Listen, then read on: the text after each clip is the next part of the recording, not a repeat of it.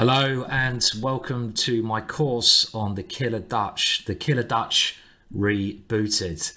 Now this is a course for those of you out there who are looking for an exciting and interesting opening to play after D4 or even C4 or even knight to F3. So lots of the main moves, and obviously I'm concentrating on the Dutch defense, the classical Dutch, throughout this chessable course, which I'm very excited to do. I've never done anything for chessable, and I've put a lot of effort into this course, more than I've probably put into anything else video wise or anything else wise. So I hope that comes across in what I'm going to teach you throughout this Dutch course. Now, what I want to talk about here is basically my experience in the Dutch, a little introduction, what ideas you should be thinking. And I've made this course, I really want to sort of bridge the gap. I've made it for people who are new to the Dutch, but also for those of you who have brought my previous books, DVDs on the classical Dutch. My first, I think, book I wrote was in about 2001. Then I did a DVD, my first DVD for my company, Ginger GM, but that was a long time ago, over 10 years ago. And then recently another edition of the book. And what you can expect in this course is an updated, relevant, new ideas, and also, you know, just everything you need to know in order to play this opening at top level. I really have been as honest as I can.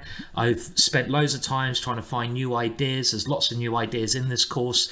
There will be some, should we say, lapovers, some a little bit of repetition with the other ones, the other courses I've done, just to tell you the basics. But there's a lot of new stuff in here to hopefully keep those experts who've got my other products happy as well. Now, a bit about me. I'm a grandmaster. You've probably heard a bit about me if you've bought this course. I'm 39. I started playing chess when I was 6. Became a grandmaster at 28, concentrated on teaching since then. The Dutch is what I'm most famous for. I've been playing this for, well, 34 years, this opening, and I've been, you know, I'm probably the world's leading expert in the classical Dutch. I know it incredibly well. I've defeated some great players of it. I was the first person to defeat Boris Gelfand after his World Championship match with Anand with the black pieces. I played him after that and I defeated him in this open in the classical Dutch, so it has a lot of sting. Now, it can be a bit of a tricky opening to learn. This course is intense. I'm not gonna go easy on you, but I'm going to try to explain it as easily as I can, but I also want to get as much information into this course as I can. So, you know, you've got a lot of learning to do, but if you're serious about your chess, then you're going to have to, you know, learn a lot of stuff. And this is a good start for you, like I say, against these D4 openings. And, you know, I hope you enjoy the Dutch as much as me.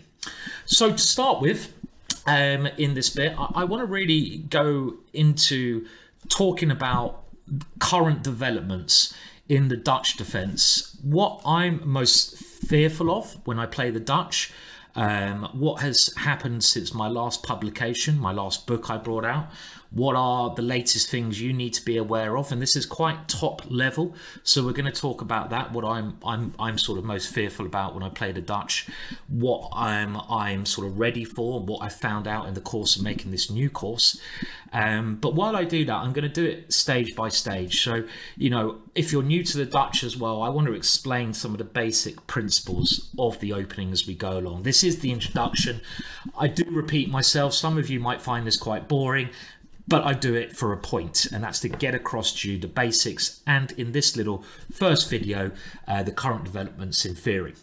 Okay, so we're really concentrating on D4, F5 as our starting moves. This is the Dutch defense. Now, one thing I've always found quite interesting is that the Dutch defense is a relatively rare opening. Now, that's a good thing, because most of the players who play D4 may not be aware of the intricacies, nearly said that right, and the details with the Dutch. You will know the opening better than your opponent, because they have to look at all these other openings, D5, Knight S6, King's Indian, Nimzo, all these lines which are more popular than the Dutch. So it's a good thing not to be popular in the chess terminology. Another thing I found interesting is after the move e4, which of course we're not looking at because we can't play the Dutch, the most dynamic and exciting way to meet this move to get an unbalanced game is the Sicilian with c5, and this is well known.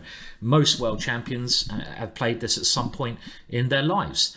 And if we compare the moves d4, f5, it's the mirror image of the Sicilian. And, you know, the first thing we're trying to do is take control of the e4 square and the center. But later on, this pawn will hopefully give us a chance to attack on the king side, as we're going to see. This is a main theme. If you're not a brave attacker, maybe the Dutch isn't for you. But if you want to have a lot of fun and go for checkmate, it's the opening for you. And the last thing I just want to mention here with the opening moves is that I often play the move e6. Now, we're not going to look at this in too much detail throughout this course. This is a move that has its pros and cons. Now, the first thing I will warn you is that if you're not a French defense player, white can now go e4, and you probably should go into French defense. I am a French defense player, so I'm not fearful of that. And what the move e6 cuts out is a lot of second move alternatives that white can play. Now, after really putting a lot of work into this course, I'm not fearful of them, but I just want to talk about as much as I can here. So, for example, after f5, what second moves can white now play which are more demanding on your position than it would have been had you played 1e6? Well, there's the move knight to c3. When I first wrote my first book on the Dutch, I was quite fearful of this move, but I've come to the conclusion that this is one of the less worrying moves for us because it gets in the way of the c-pawn, and we always should think what white's trying to do. And as we're going to come across thematically throughout this course, the Dutch is often a fight for these two squares, e4 and e5. White is constantly trying to play e4. We should try to stop that, and we're constantly trying to play ideas with e5 to get two pawns in the center of the board, so it's well worth remembering that.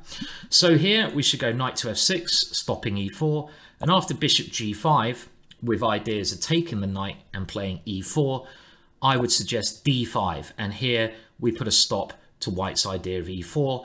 And in this position, we'll have a look at all this later on, but I'm just touching on as many things as I can in this first bit to give you a bit of an overview, really.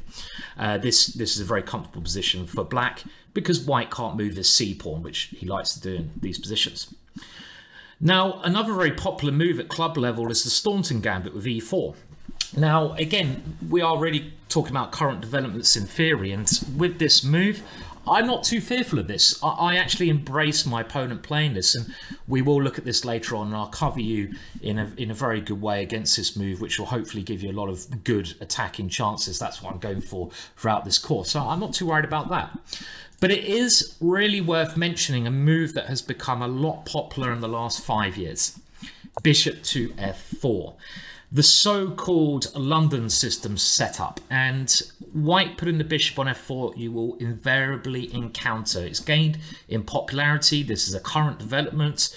This is something you will fight and play against on numerous occasions. So what am I suggesting? Well, stage one of the Dutch is really following up with e6, so the bishop can move, knight to f3, and now knight to f6. This is stage one, playing this setup where we have developed and controlled some squares. Now, against the London system, I'm suggesting a new idea, something I haven't suggested before. I don't think it's been suggested anywhere before. I wanted something new, and the idea I'm suggesting you play.